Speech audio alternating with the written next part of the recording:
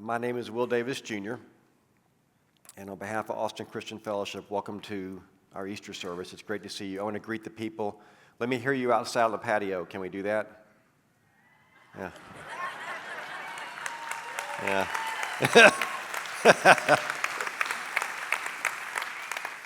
They're few in number, but they're hearty, okay?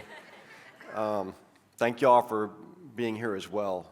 If we love giving gifts all the time, one of the gifts we'd love to give you today, outside and inside, is a Bible if you don't have one. So would you raise your hands? You can keep it for the service. You can look at where I'm going today. You can leave it in a seat. You can sell it on eBay. You have to tithe on what you make on it, though. Anyway, we'd love to give you a Bible. And I'm going to be in John chapter 20 here in just a minute. So, Easter, if you do not know, I made up a joke this morning. You want to hear it? You know why God sends rain on Easter Sunday morning? Because he hates Easter egg hunts. But the Easter event is about the pretty much historical fact now. It's hard to argue with it.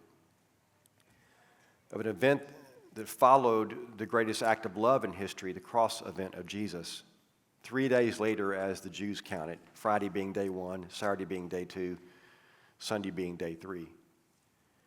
Jesus, by the Romans 6 says, the glory of God powered his way out of that tomb, alive and well, and presented himself to his disciples on and off for 40 days, up to 500 people at one time. And then ascended to heaven. Easter is the celebration of that great demonstration of God's power that took a stumbling, bumbling, hidden few and turned them into this bold, proclaiming, we're willing to go to our deaths for this reality. It is not a religious event. It is not a social calendar thing we do once a year. We dress up, have pictures, and hope for bluebonnets. It is the universal, worldwide, 2,000-year-old, plant your feet and declare Christ is risen. That's it. That's it. And I hope you know that, because he's worth living for. He's worth giving your best for. If it comes to it, he's worth dying for. So to those of you in the room who come in today curious, I want to talk to you about one of the characters in that post-resurrection scene. His name is Thomas. You may have heard of him as Doubting Thomas. Let me read to you John chapter 20. It'll be on the screen. Verse 24 through verse 29. So this is, the preceding is the day of the resurrection. Sunday, they see the Lord in the morning. They're still locked in the upper room, somewhat fearful of the reprisals against Christians, Christ followers, after they killed Jesus. And while they were in the room, the door's locked, he just appeared to them. And he said, here are my hands, here my side, believe. And they did. Well, Thomas wasn't there. It's kind of like missing the ark. You know, you just don't want to miss the ark when it's sailing away. Remember that Far Side cartoon, the dinosaurs? Bummer, was that today? It's like you just don't want to miss it when Jesus shows up post-resurrection. But Thomas, one of the 12, called Didymus, which means twin, was not with them when Jesus came. Whew, what a statement. Where are you going to be when Jesus comes? He was not with them when Jesus came. So the other disciples were saying to him, we've seen the Lord. But he said to them, lest I see in his hands the imprint of the nails, and put my finger into place of those nails, and put my hand in his side, I will not believe. Well, after 8 days, his disciples were inside again, and Thomas was with them, and Jesus came, the doors having been shut, and stood in their midst again, and said, yo, here I am. Can you imagine the shock of that? It's been 8 days, the doors are locked, and then all of a sudden there's Jesus like, dudes, I'm here again. And he says, Thomas, come here. Whew. I want to show you something.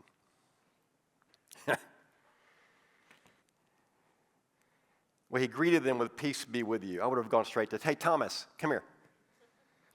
And he said, Thomas, reach here your finger and see my hands, and reach your hand and put it in my side, and do not be unbelieving, but believe. Thomas answered him and said, my Lord and my God. Whew. Jesus said to him, because you've seen me, you believe? Blessed are those who did not see and yet believe. So that last statement is about you. It's not, the other disciples had seen him too. So what he's talking about is, blessed are those who have not seen me alive like you did, and they still believe. That's us. Even though we have not seen him, John says, we know him and we love him. So Thomas is never called Doubting Thomas in the Bible. There's nothing wrong with doubting, by the way. I think you can doubt your way toward God if you follow your doubts and follow the resolution of your doubts. But he's not called Doubting Thomas. He didn't have the same privilege that the other disciples had that first day of getting to see the hands and the side and the brow with the thorn holes, marks in it, etc. And he wanted to have proof for himself. You feel like that, some of you? Look, I've got Christians all in my family. I've got Christians, we're the whole world celebrating Christian. The Republicans are trying to declare Monday after Easter, Easter Monday, and give us another federal holiday. It's all around me. But I need proof. Maybe you feel that way. There's nothing wrong with wanting evidence. I want to ease that tension for a minute. Some of you that hear me are in the doubters camp. Some of you know doubters. So see how Jesus deals with them. He wasn't willing to take other disciples at their word. He wanted to see Jesus for himself. And God honored his wish. Be careful what you ask for. He might just show up in your locked room. He has for me. So let's acknowledge what Thomas got right. Okay? Thomas was, first of all, authentic. He wasn't willing to fake it. He wasn't willing to go along because everybody else did. He was like, okay, I hear you and I see the exuberance here, but I need it. You got the chance to see him face to face. I want the same. Secondly, he wouldn't take others' word for it. And many of us have become Christians in our lives because first people testified to us about him. Parents taught us about him, Sunday school teachers, catechism class teachers, friends taught us about Jesus, taught us about God, taught us about Easter and the resurrection. But there was a point in your life when you felt your heart, in the words of John Wesley, strangely warmed. And you knew it was him. And that's when you put your fingers in his side and you knew. You heard the testimonies, but you weren't willing to just go on the testimonies. I got to see him. And he showed up. And now you believe. Third, he expressed what he needed. He was willing to say, I want to have the same experience you have. I want to be able to look him in the eyes and have him call my name and know he's alive. And I think it's not, if you don't manipulate it, it's not inappropriate to ask God for a moment when everything around you fades to black and you feel and see him and you know that he's real, that Jesus is real. It's some of you that are in the doubters camp or the seekers camp today on this Easter, don't be afraid to say, this is what I need. And it may be what you need is an answer. Like, why did I lose my parents when I was this age? Or why did cancer take this person I love? Or why is the church so full of crazy people? That's not funny. You should not laugh at that. That's so rude. It was totally like hypothetical. Anyway.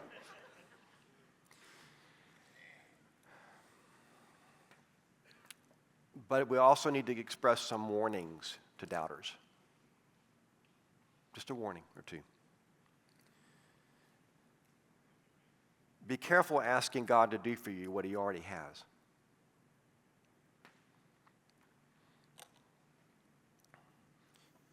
Be careful asking God for a sign when he's given you one. Next, don't ignore the mountains of evidence around you. Not just for God's existence, but for specifically the resurrection of Jesus. So about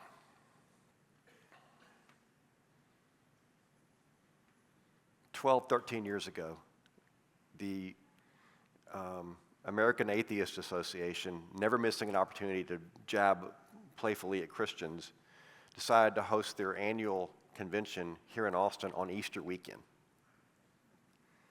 And so here came all these card-carrying, lobbying, not the atheists who some of you may be, who really are trying to figure out. These are the guys who love a fight. And a friend of mine, a pastor in the city, reached out. David Silverman was coming. David was the president of the National Atheist Association. A British scholar who'd written many, many books on atheism was coming, and a girl who was vice president of the American Atheist Association, who was also a veteran, and her motto was, "There really are atheists in foxholes." I thought that was kind of funny. They all three showed up. And a friend of mine called them and said, "Hey, you guys are coming to Austin. Let's have a soiree. Let's have a party and talk about this and see what happens." Well, it turned into kind of a debate with three of them and three of us, and I was one of the suckers who got pulled into talking to the atheists in front of an audience of several hundred, ended up making national news. And going in to that night, I'd never been more terrified. My prayer was, "Dear God, let us not undo 2,000 years of Christian work in 30 minutes," because we could. I was terrified. I even showed up with a 6-pack of Shiner Bock for the debate for the atheists. They were taken back. They had never seen that. I said, "You're Austin. You got to have some Shiner, man. Let's go." Anyway, they didn't know what to do. There was a moment in the debate when one of the pastors asked David Silverman, the president of the American Atheist Association, Silverman, he's Jewish, "What would it take for you to believe?"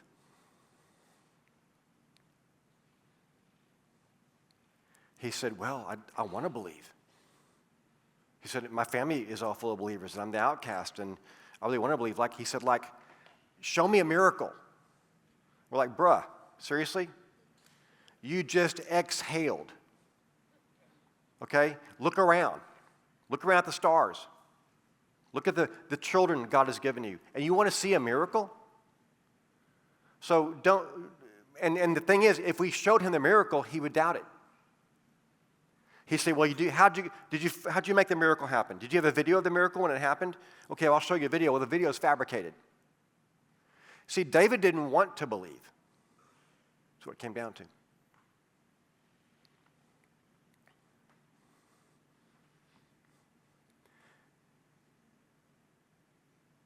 What Thomas did was he isolated himself at the wrong time, and he missed when Jesus came. And for some of you, because you've been perhaps offended by the church or offended by God, you may have isolated yourself a little bit, and it's awfully hard to cultivate believing when you're by yourself.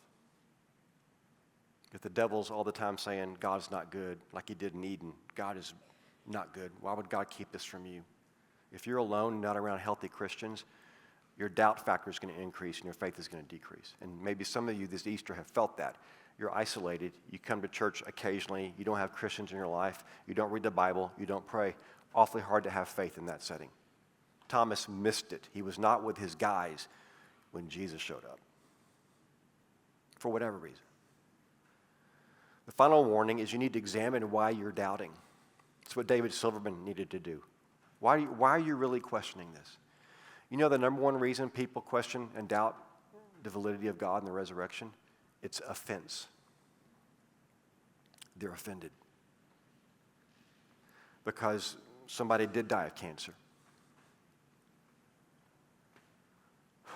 Or the church hypocrites, when they're a single mom, when their mom went through a divorce, the church said, get out, you can't come to church here. Or when they're questioning out loud and asked questions that the church couldn't answer, the church said, you need to quit asking those questions and just believe. Just believe. Check your brains at the door and just believe. It's not typically doubting because of lack of evidence. It's doubting because somewhere along the line they got hurt. And to believe in God is to let him off the hook. Right? Without an explanation. So if that's you today, just to not be okay being honest about that. You know what? I probably believe in God. I'm just really mad at him. I need some answers. Or I don't like his church. I don't like his bride. She's rude. It's okay to doubt. But you need to understand and be authentic about why you're doubting. And I want, while we're wrapping this service up, for you to do that right now. So, there's one more thing that Thomas got right. Well, let me show you this. Matthew 26, I jumped ahead. Matthew 26, great verse, talking about doubting. So this is, Jesus he's risen from the dead. He's walking up the mount to ascend into heaven. And Matthew 20, I think it's amazing Matthew records this. But the 11 disciples proceeded to Galilee, and there in the mountain which Jesus had designated them. When they saw him, they worshiped him, but some were doubtful. Isn't that fascinating? Jesus is standing there. And some of the crew is going, I don't know. I'm not sure I buy it. I can't be the same Jesus. There is just something about the nature of having to embrace the supernatural these guys couldn't fathom. Friends, however big your box is, it is too small for God. Don't be offended if God comes outside of your box and shows up to you in a way you never thought possible. Don't require him to meet your pre-expectations of what God is. He's bigger than that. He's bigger than the sum total of all of our expectations and our experiences. So, if there's evidence, go there. Okay, so what did Thomas get right? When he was confronted by truth, he worshiped. When he came to that undeniable moment and Jesus is standing there, he's like, hey, come on, Thomas. He became a worshiper. Here's the text again. I'll read it to you.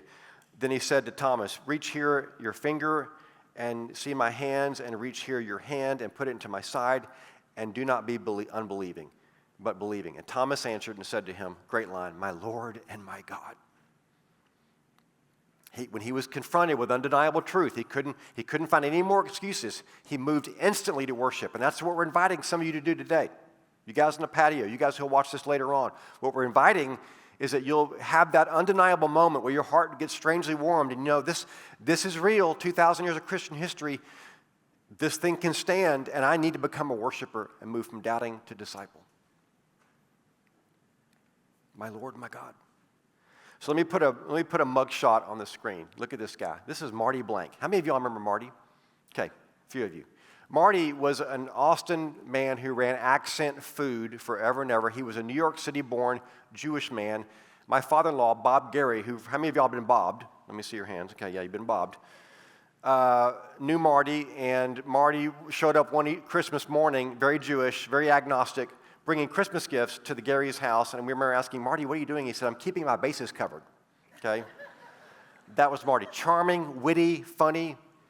So he starts coming to church here at ACF years ago. This was years ago. He's in heaven, been in heaven now for many, many years. And Marty starts coming to church as this Jewish man who's an agnostic, not sure he believes any of it. And because the witness secondhand accounts of his friends, he got open to Jesus. New York City, hard-pushing Jewish businessman. And one night Marty woke up and he heard the Lord say to him, get up and read the Gospel of John. And Marty did. It's like when Moses said, I'm going to turn aside and look at that burning bush. Marty got up at midnight, opened up his Bible, and started reading through John. And Marty had that heartwarming come to Jesus moment. And by 2 or 3 a.m., Marty Blank, New York City, agnostic Jewish man, was on his knees like Thomas saying, my Lord and my God. That's one of hundreds of those stories I could tell you from just ACF. We didn't brainwash him. He got confronted with truth, and he had the courage to become a worshiper. He knew what he needed. I need a moment with Jesus, and God gave him one. I wonder, do you have the courage today to ask God to meet you like that? And if he does, do you have the courage to say, my Lord and my God? Okay, promises to seekers. Number one, or to doubters. Number one, Jesus welcomes doubters. He's not offended by your doubt. Come on in. Number two, he knows your specific doubts. He knows it's about the cancer. He knows it's about the loss. He knows it's about the special needs child that you broke your heart. He knows it's about the prodigal. He knows it's about the divorce or the affair that ruined your marriage. He knows all of that, and he's not offended by it, so bring it to him. He knows what you need. And final promise to seekers is Jesus will remove all your reasons for doubting, and he probably already has.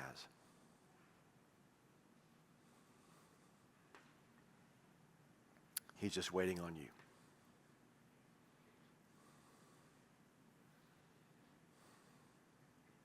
We have a deacon or an elder, Dennis Facetta. I'm so reflective today. Dennis Facetta, who's in heaven. He used to say, it's okay to have to wait on God, but it's not okay to make God wait on you. He's waiting for some of you. So when confronted with the truth, have the courage to worship. So let me put the phrase on the screen again. I want to say it over you a few times. My Lord and my God. My Lord and my God. Lord means master, ruler, El Jefe, boss, king, leader, not a peer, not an equal, the one in charge, the one to whom you surrender. God means creator, sustainer, life giver, the eternal one, the judge, all of that. My Lord and my God. So I wonder, Easter crowd, if you'd be willing to say that today. Not as a religious chant, not as a slogan, but as a confession. Why don't you just bow your heads for just a minute? I'm going to say it one more time. And then I'm going to invite you to say it with me.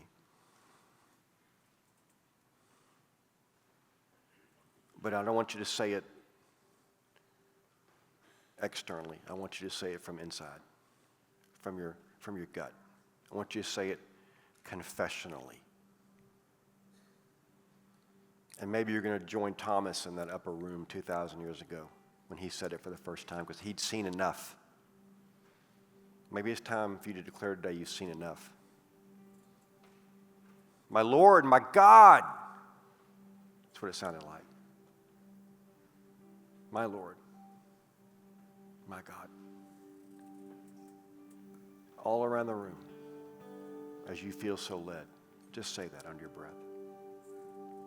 Just as you feel the Lord warming your heart, and you know it's true. Some of you are Christians reconfessing again, but some of you came in with Thomas, and you're going to leave with Peter and the rest of the guys. My Lord and my God. Put your fingers in his side. Put your fingers in his hands and confess. Just tell him, you are my Lord, and you are my God.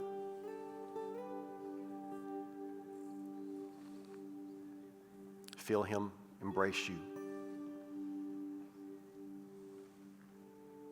Feel his yes. The scripture says he breathed on them. Feel his breath, his Holy Spirit on you right now. My Lord, my God. Happy Easter.